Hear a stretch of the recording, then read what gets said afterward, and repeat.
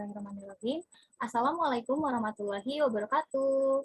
Halo semuanya, nama saya Salsabila Zahira dari kelas 5B, NPM 1910631041. Di sini saya akan menjelaskan mengenai prinsip-prinsip pembelajaran. Penjelasan ini guna untuk pemenuhan tugas UAS evaluasi pembelajaran yang diampu oleh dosen Ibu Ika Rizky Melia, MPD. Langsung saja yuk kita simak materinya.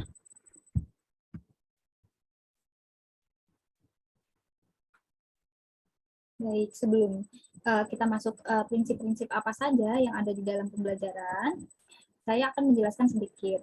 Prinsip-prinsip pembelajaran merupakan aspek kejiwaan yang perlu dipahami setiap pendidik selaku tenaga profesional yang memikul tanggung jawab besar dalam mencerdaskan para peserta didik. Permasalahannya adalah bagaimana implikasi prinsip pembelajaran terhadap pendidik dan peserta didik. Permasalahan tersebut biasa dikaji dengan metode library research, yang selanjutnya ditarik kesimpulan secara induktif dan juga deduktif. Nah, prinsip-prinsip pembelajaran secara umum yaitu ada yang pertama perhatian dan motivasi, yang kedua keaktifan, yang ketiga berpengalaman, yang keempat pengulangan, yang kelima tantangan, dan yang keenam perbedaan individu.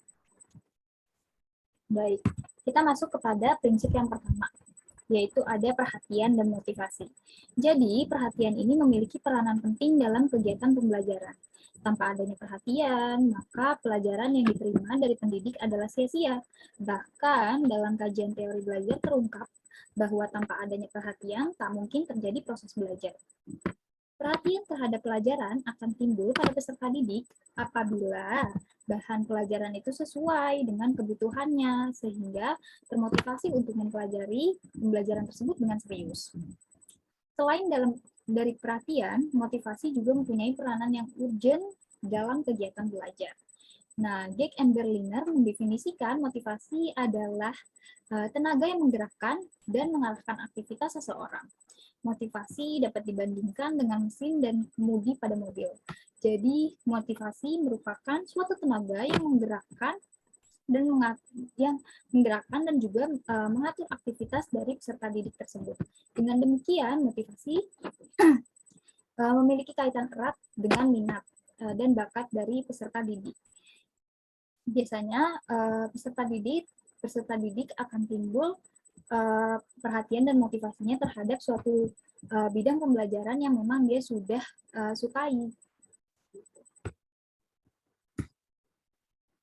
Yang kedua ada keaktifan. Nah, belajar merupakan tindakan dan perilaku peserta didik yang kompleks. Kompleksitas belajar tersebut dapat dipandang dari dua subjek, yaitu dari peserta didik dan juga dari pendidik. Nah, dari segi peserta didik, belajar dialami sebagai suatu proses dan mereka mengalami proses mental dalam menghadapi bahan ajar tersebut. Dari segi pendidik, proses pembelajaran tersebut tampak sebagai perilaku belajar tentang suatu hal. Nah, kecenderungan psikologi dewasa ini menganggap bahwa anak adalah makhluk yang aktif, sehingga anak mempunyai dorongan untuk berbuat sesuatu, memiliki kemauan dan juga aspirasinya sendiri. Dimyati dan juga Mujiono mengatakan bahwa belajar hanya dialami oleh peserta didik itu sendiri. Peserta didik itu adalah penentu terjadinya atau tidak terjadinya proses belajar. Hal ini menunjukkan bahwa belajar memang tidak bisa dipaksakan oleh siapapun, harus dari kemauan peserta didik itu sendiri. Yang ketiga, ada keterlibatan langsung atau berpengalaman. Memiliki dua makna yang berbeda. Yang pertama, kita akan membahas berpengalaman ya. Jadi, dalam diri peserta didik ini banyak kemungkinan dan potensi yang akan berkembang. Nah, potensi yang dimiliki peserta didik ini berkembang ke arah tujuan yang baik dan optimal. Jadi, jika diarahkan dan memiliki kesempatan, tentunya potensi itu akan berkembang sendirinya. Edgar Dale dalam Umar Hamalik mengumumkan bahwa belajar yang paling baik adalah belajar melalui pengalaman langsung. Dale mengadakan klasifikasi pengalaman menurut tingkat yang paling konkret ke yang paling abstrak yang dikenal dengan kerucut pengalaman atau count of experience. Nah, teori yang dikemukakan oleh Edgar Dale tersebut menunjukkan bahwa keterlibatan langsung atau pengalaman setiap peserta didik itu bertingkat-tingkat, mulai dari yang abstrak ke yang konkret. Hal ini dapat dilihat dari gambar sebagai berikut, gambar piramida. Biasanya dari yang abstrak itu dari verbal, kemudian ke simbol seperti angka-angka, huruf, dan lain sebagainya. Lalu kemudian visual lebih jelas lagi, lebih bisa diingat lagi, berupa gambar biasanya. Kemudian ke radio, radio lebih mudah diingat lagi karena peserta didik dapat mendengarkan hal-hal yang bermanfaat atau berita-berita atau bahkan musik dari radio, sehingga peserta didik menyimpan lebih lama dibandingkan simbol visual atau berupa gambar yang hanya diam saja. Kemudian ditingkatkan lagi melalui film. Film sudah berbentuk audiovisual, gambar bergerak, kemudian ada suaranya, sehingga para peserta didik mampu dengan mudah mengingat jalan cerita dari film tersebut. Kemudian di bawahnya lagi ada televisi, lebih konkret lagi. Televisi biasanya para peserta didik menonton film atau juga mengingat suatu iklan yang memang sudah berulang kali ditayangkan di televisi. Kemudian di tahap yang lebih konkret lagi ada wisata. Kenapa wisata lebih konkret dibandingkan TV, film, radio, dan lain sebagainya? Karena di sini peserta didik merasakan langsung, melakukan langsung aktivitas-aktivitas atau kegiatan rekreasi yang mereka jalani, sehingga mereka mudah mengingat apa-apa saja yang mereka lakukan. Yang lebih konkret lagi di bawahnya ada demonstrasi. Demonstrasi biasanya lebih ke reka ulang atau reka kejadian ya, reka kejadian suatu praktik gitu ya, yang awalnya diperhatikan dulu oleh guru ataupun oleh orang tua, kemudian didemonstrasikan oleh para peserta didik. Karena mereka melihat contoh yang konkret, mereka mudah mengingat dan melakukannya. Kemudian yang lebih konkret lagi partisipasi. Partisipasi tentunya lebih konkret daripada demonstrasi karena partisipasi muncul karena kemauan peserta didik itu sendiri. Ya. Kemudian yang lebih konkret lagi observasi berupa pengamatan terhadap suatu keadaan atau fenomena. Nah, observasi ini juga memicu para peserta didik untuk menganalisis suatu kejadian nyata yang kemudian mereka dipicu untuk mencari solusi terbaik untuk memecahkan masalah tersebut. Biasanya menggunakan pertanyaan-pertanyaan 5W 1H, misalnya permasalahan apa yang terjadi, kemudian di mana permasalahan itu terjadi, kapan permasalahan itu terjadi, siapa saja yang terlibat dalam permasalahan itu, bagaimana cara memecahkan permasalahan itu. Di pertanyaan bagaimana cara memecahkan permasalahan itu, tentunya mereka menggunakan pengalaman-pengalaman mereka, yaitu berupa pengalaman langsung, yang mungkin bisa memecahkan permasalahan tersebut. Maka dari itu, pengalaman langsung adalah ingatan yang paling konkret yang bisa membantu para peserta didik dalam menjawab persoalan-persoalan nyata. Kemudian keterlibatan di sini dalam proses pembelajaran membutuhkan keterlibatan langsung peserta didik. Keterlibatan langsungnya itu bukan hanya secara fisik. Jadi keterlibatan peserta didik itu berupa fisik, mental, juga emosional, dan intelektual. Maka pendidik hendaknya merancang pembelajaran dengan mempertimbangkan karakteristik peserta didik dengan karakteristik mata pelajarannya. Biasanya pendidik itu harus menyesuaikan bagaimana cara menyampaikan materi-materi yang sekiranya sulit agar terlihat atau agar terasa materi tersebut mudah diterima. Tentunya pendidik harus memiliki cara-cara tersebut. Selanjutnya adalah pengulangan. Nah, pengulangan dalam kaitannya dengan pembelajaran adalah suatu tindakan atau perbuatan berupa latihan berulang kali yang dilakukan peserta didik yang bertujuan untuk lebih memantapkan hasil pembelajarannya. Pemantapan diartikan sebagai usaha perbaikan dan sebagai usaha perluasan yang dilakukan melalui pengulangan-pengulangan. Menurut Ahmad Zayadi dan Abdul Majid mengatakan bahwa penguatan dorongan serta bimbingan pada beberapa peristiwa pembelajaran peserta didik dapat meningkatkan kemampuan yang telah ada pada perilaku belajarnya. Hal ini mendorong kemudahan bagi peserta didik untuk melakukan pengulangan atau mempelajari materi pelajaran secara berulang kali. Adanya pengulangan terhadap materi pelajaran yang diberikan mempermudah penguasaan dan dapat meningkatkan kemampuannya. Jadi semakin lama diulang materi, tentu peserta didik semakin menguasai materi tersebut. Hal itu terbukti dari teori pembelajaran yang menekankan perlunya pengulangan pada teori psikologi asosiasi yang disampaikan oleh tokoh Thorndike mengemukakan bahwa ada 3 prinsip atau 3 hukum dalam belajar. Yang pertama itu ada law of readiness, yaitu belajar akan berhasil apabila individu memiliki kesiapan untuk melakukan perbuatan tersebut. Yang kedua, law of exercise, di mana belajar akan berhasil apabila banyak latihan dan juga pengulangan.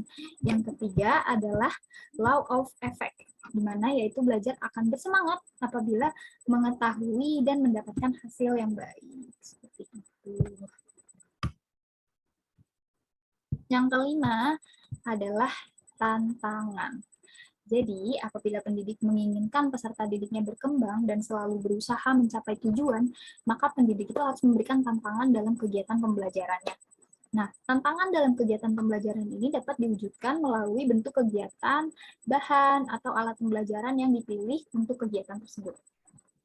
Jadi menurut Kurt Lewin, dengan teori medan atau file theory, mengemukakan bahwa peserta didik dalam situasi belajar berada dalam suatu medan atau lapangan psikologis. Jadi dalam situasi belajar, peserta didik menghadapi suatu tujuan yang ingin ia capai, kemudian tentunya pasti mengalami hambatan-hambatan, yaitu mempelajari bahan ajaran itu tentunya ada hambatan-hambatan yang dialami oleh para peserta didik. Maka timbullah motif untuk mengatasi hambatan tersebut dengan mempelajari bahan ajar tersebut. Nah, jika hambatan itu telah diatasi, artinya tujuan belajar juga sudah dicapai dan peserta didik bisa masuk ke medan baru atau tujuan baru dengan materi yang baru. Maka dari itu, apabila pendidik menginginkan peserta didiknya memunculkan motif yang kuat untuk mengatasi hambatan dengan baik, maka bahan belajarnya harus lebih menantang.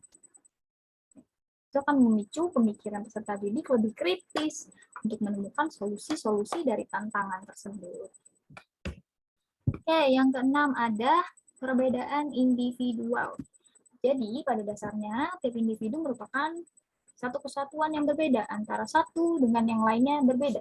Tidak ada yang sama, baik dari segi aspek fisik maupun psikis. Jadi, menurut Dimiati dan juga Mujiono lagi berpendapat bahwa peserta didik merupakan individu yang unik. Artinya, tidak ada dua orang peserta didik yang sama persis. Tiap peserta didik memiliki perbedaan satu dengan yang lainnya. Perbedaan itu terdapat pula pada karakteristik psikis, kepribadian, dan sifat-sifatnya. Nah, Umar Hamalik mengemukakan bahwa perbedaan individu manusia dapat dilihat dari dua sisi, yakni dari horizontal dan juga vertikal. Perbedaan horizontal adalah perbedaan individu dalam aspek mental seperti tingkat kecerdasan, kemudian bakat, minat, ingatan, emosi, dan lain sebagainya. Nah, sedangkan perbedaan vertikalnya adalah perbedaan individu dalam aspek jasmaniah, seperti bentuk tubuh, tinggi, besar badan, tenaga, dan lain sebagainya.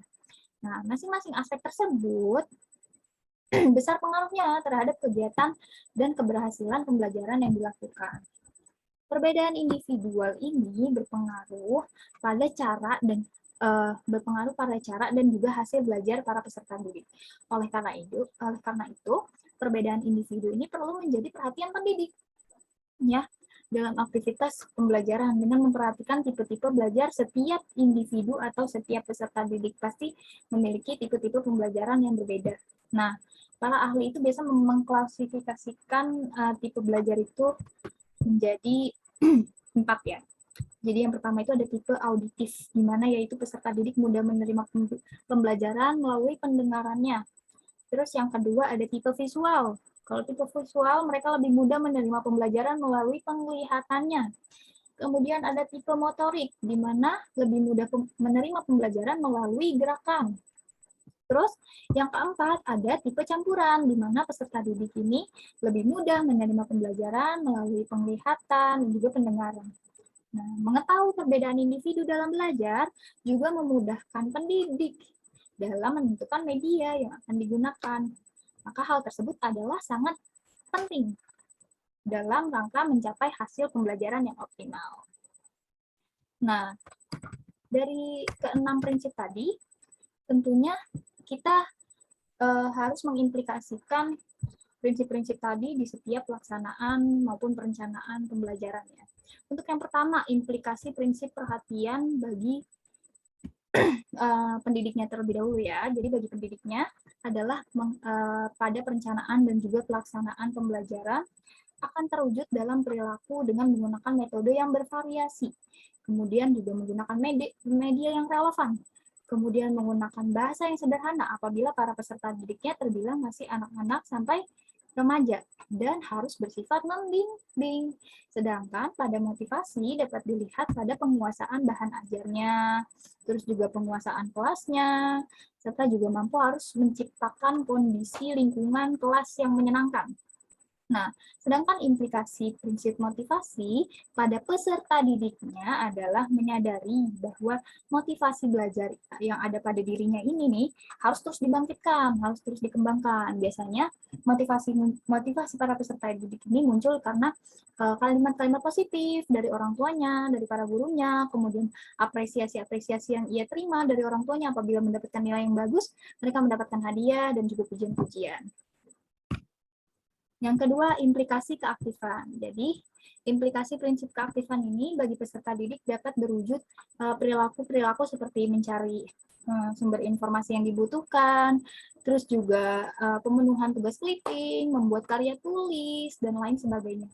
Sedangkan untuk mengaktifkan peserta didik dalam belajar, maka pendidik juga dapat melakukan perilaku seperti menggunakan multimedia atau metode pembelajaran aktif, terus juga memberikan tugas-tugas individu maupun tugas kelompok, dan membuat penugasan berupa resume. Karena resume ini nyambung ke tadi yang pengulangan ya.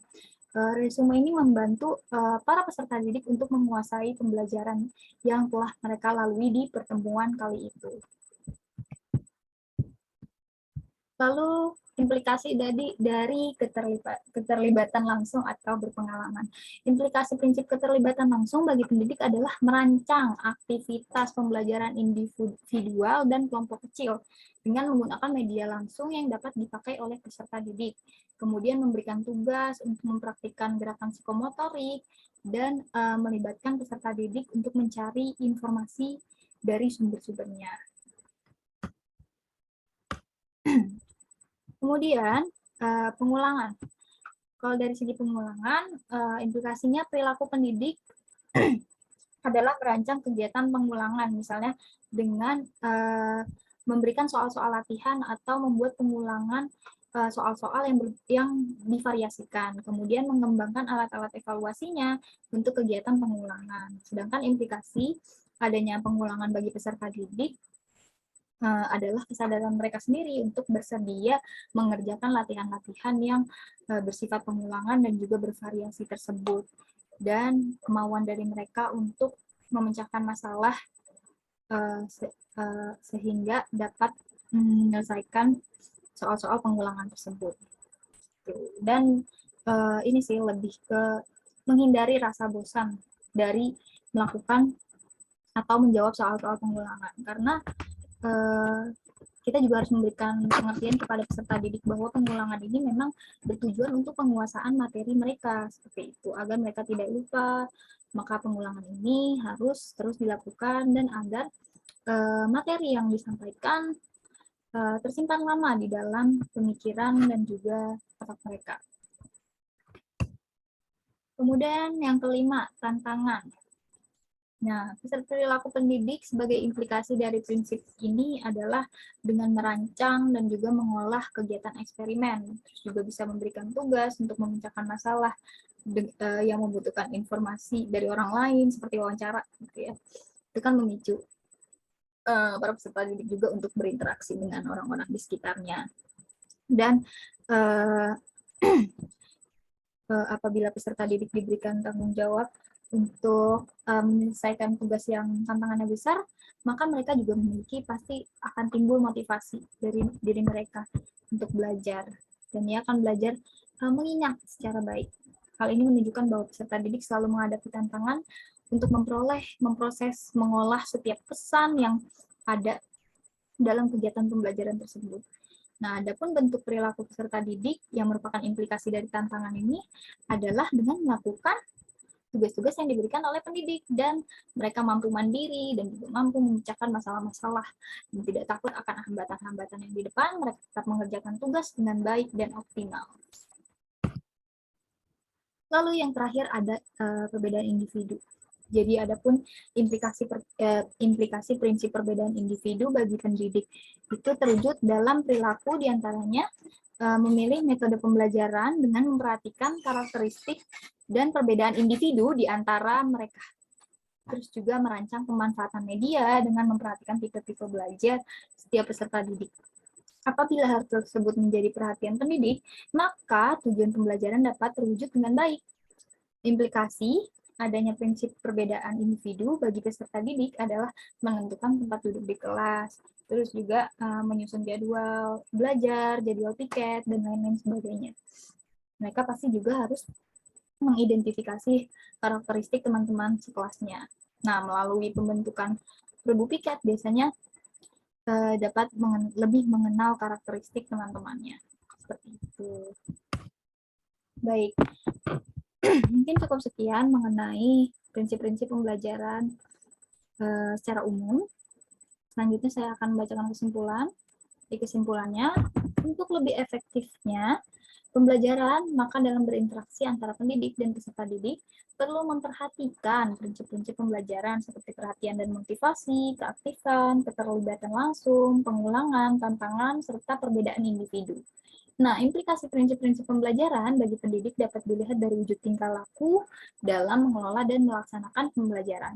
Kemudian memilih metode, media pembelajaran yang relevan, mengenal karakteristik peserta didik, memberikan tugas atau latihan yang bersifat mengulang, terus juga menilai dan memperlihatkan hasilnya kepada peserta didik ketika memberikan evaluasi. Sedangkan implikasi prinsip-prinsip pembelajaran bagi peserta didik dapat dilihat dari adanya perhatian serius dalam mengikuti proses pembelajaran. Terus juga harus memiliki motivasi yang tinggi, aktif dan terlibat langsung terhadap kegiatan atau latihan yang diberikan oleh pendidik, terus juga bersemangat dalam mengikuti pembelajaran yang menantang, serta menentukan sendiri kegiatan yang akan dilaksanakan oleh para peserta didik. Mungkin cukup sekian materi yang bisa saya sampaikan. Semoga dapat bermanfaat bagi para penonton video. Sekian. Wassalamualaikum warahmatullahi wabarakatuh.